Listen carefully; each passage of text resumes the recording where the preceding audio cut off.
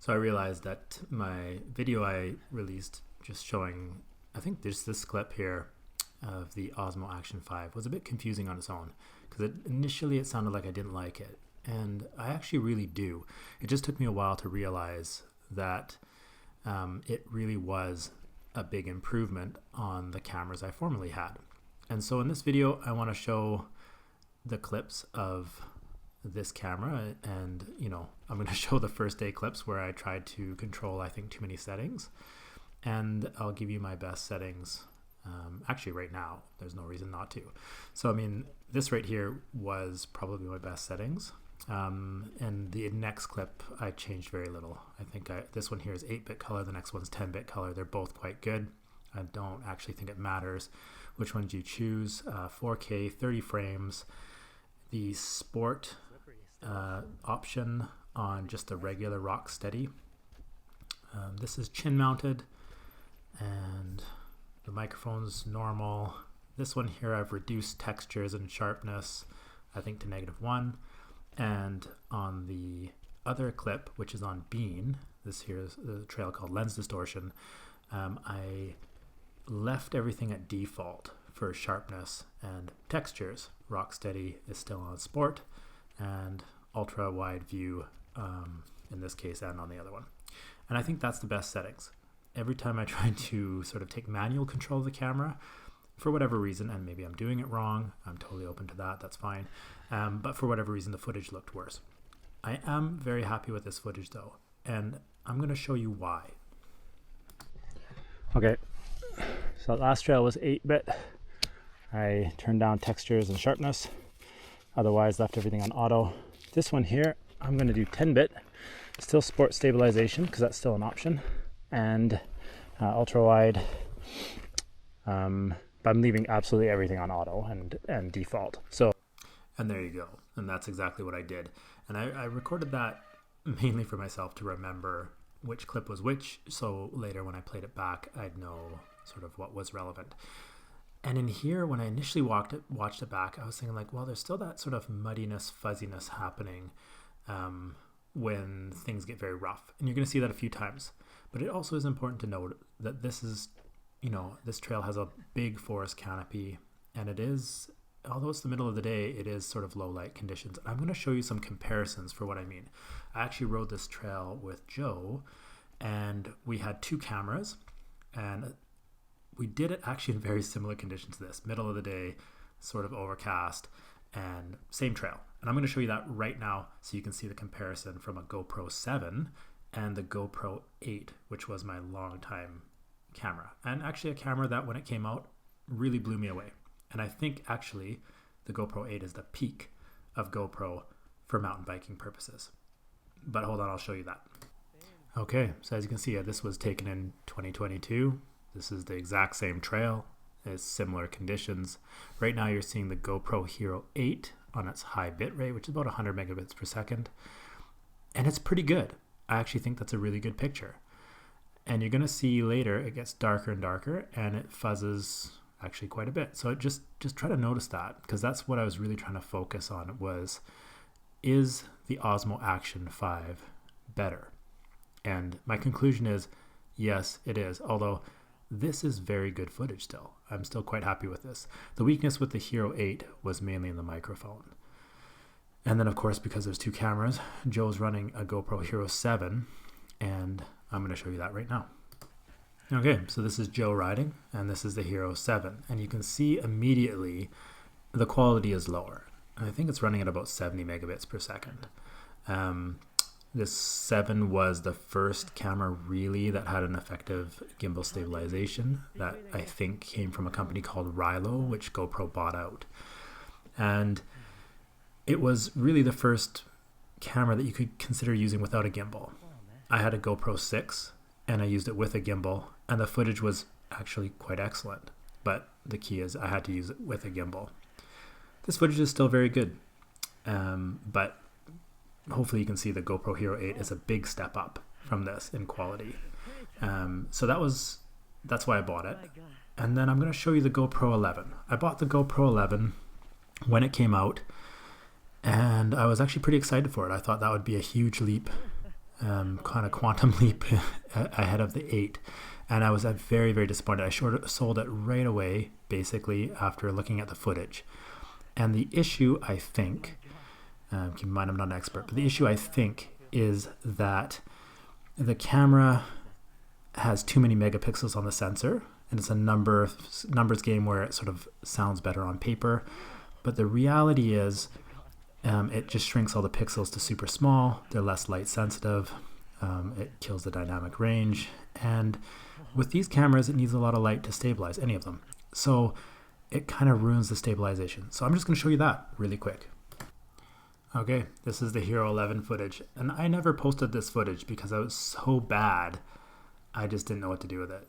Watch, look how muddy that gets right away. Now, this is a full sunny day, so it's high contrast, but there's a lot more brightness here than actually on the Burke scenes. There's a lot more light here, and I think that's important to say. And yet, the footage is abysmal. This is terrible. This is way worse than the 8. This is worse than the 7. This footage is really, really bad.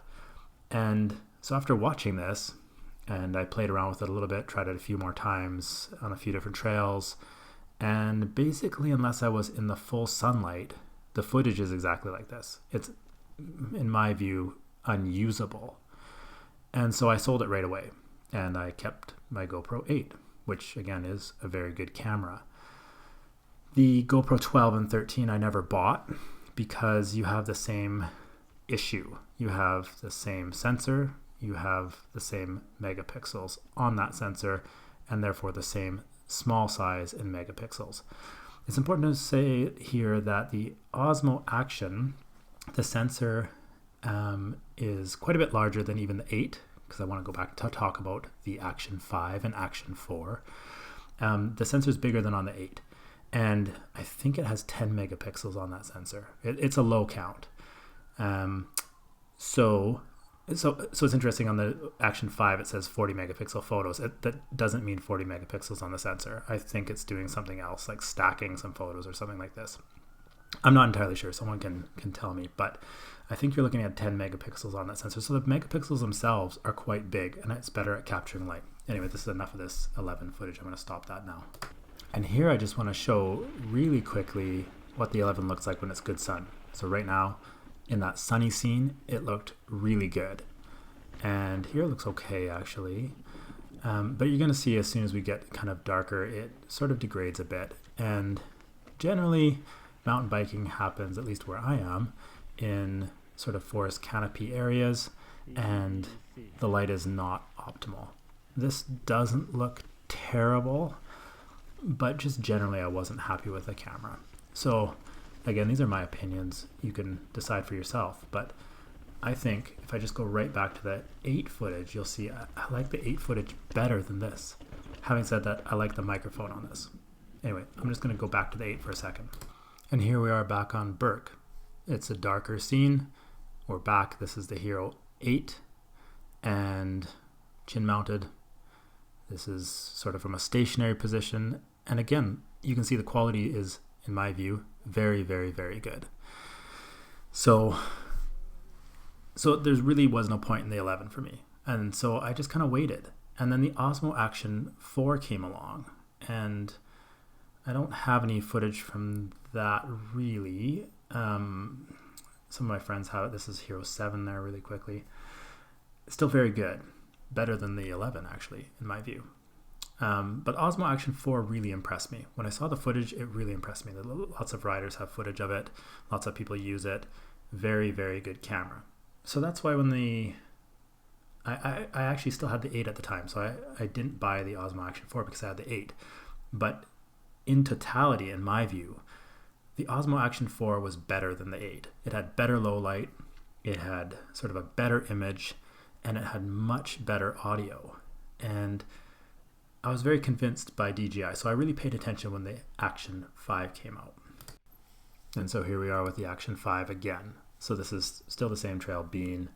And the reason I'm showing this section is to kind of show you the detail right here on the rocks. Now this is probably a bit over sharpened. Again, at this juncture I'm using the default settings, and it might be better to lower the sharpness and the texture a little bit. but this is actually really good. This is a really good image. There is a rumor that they are going to increase the bitrate on the camera, and I absolutely think they should do that. That'd be sort of an improvement, I think. Anyways, I'm going to stop talking for a bit, and you can hear the audio on this.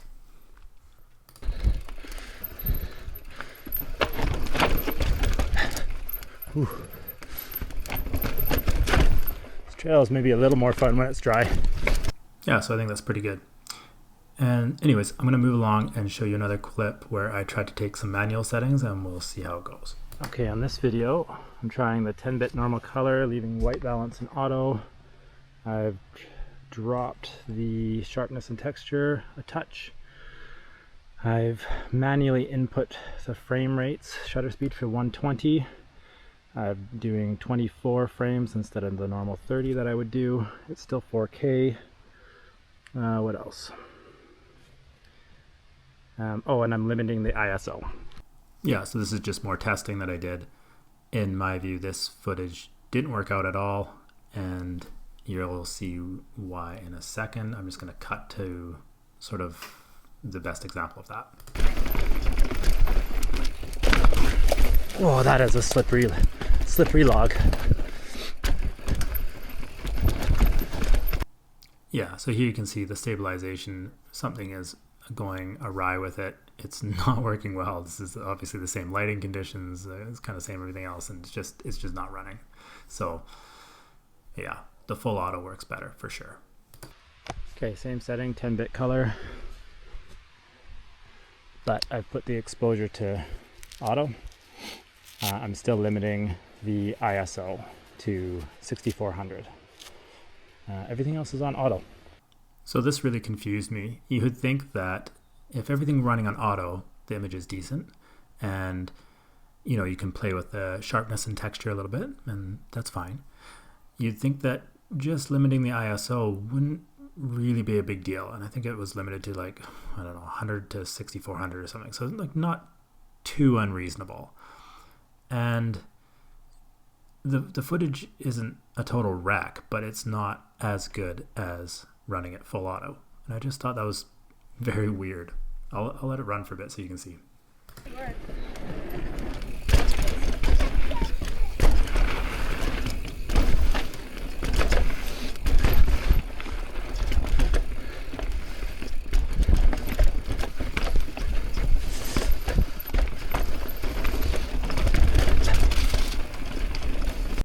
Now, just for fun, this was my very first day using the Osmo Action 5, and I kind of tried to do, I think, too much. I put it in D-Log M, I reduced the textures and sharpness, and I did the color grading after the fact, and I turned the EV comp down as well, and so I didn't fix that in post, obviously, because the image is darker than what it was when I was there.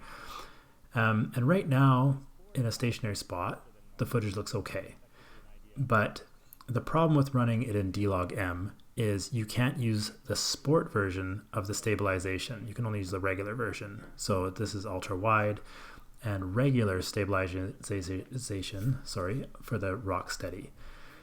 And I don't know, seems to make a difference. The rock steady with the sport stabilization works better. Either that or some other manual setting here messed it up. But I wasn't super enamored with this. In hindsight, part of that's probably the fact that I don't have the color grading totally correct, but the image itself, it's fuzzing a little bit more than it should be. It's just not quite as good. So I wasn't blown away by this. Definitely the full auto looks better. And I'll just go back to recap the whole video by showing that, and I think I'll leave it there. And here we are. That's the same stump that I just passed. I did that on purpose. So this is the 8-bit color, the sport stabilization, and reduced sharpness and texture by 1. That's it. Everything else running auto. And yeah, I think this is good. This is, again, a pretty dark scene, so I would expect better results when things are more brightly lit. And generally speaking, with the Action 5, I am happy. So really the question comes, should you buy this one or the 4? I think that's it, because I think this is an improvement on the 8. Yeah, I'm very happy with this. And definitely improvement on the 7. Is it an improvement on the 4? And I think maybe. I'm not 100% sure. I think if they put a firmware upgrade and make this so that it has a higher bit rate, then I think, yes, definitely it will be. As of right now, I think if you're sort of on the fence on which camera to get, I think honestly you might as well save $100 or whatever it is in your country, get the discounted Action 4. That's a great camera. As far as I can tell, the audio quality is about the same, which is to say really good. And the Action 4 has a higher bit rate, and they're using maybe a different encoding method. One might be more efficient than the other one, but the Action 4 is a really, really good camera. And this one here, aside from that, the main benefits are, compared to other brands, is that magnetic mount, which I think GoPro just did actually. So that's kind of a wash. But that's a big upgrade for me coming from the 8. And also this one has internal storage. I don't really care one way or another, to be honest. A little bit bigger battery capacity, which I do care about. It's kind of nice not having to bring extra batteries, honestly. So there are some pros to this setup, and overall I'm happy. I'm going to keep it, and this is what I'm going to be filming with going forward. Anyway, hopefully that helps somebody. Thanks for watching as always, and yeah, tell me what you think.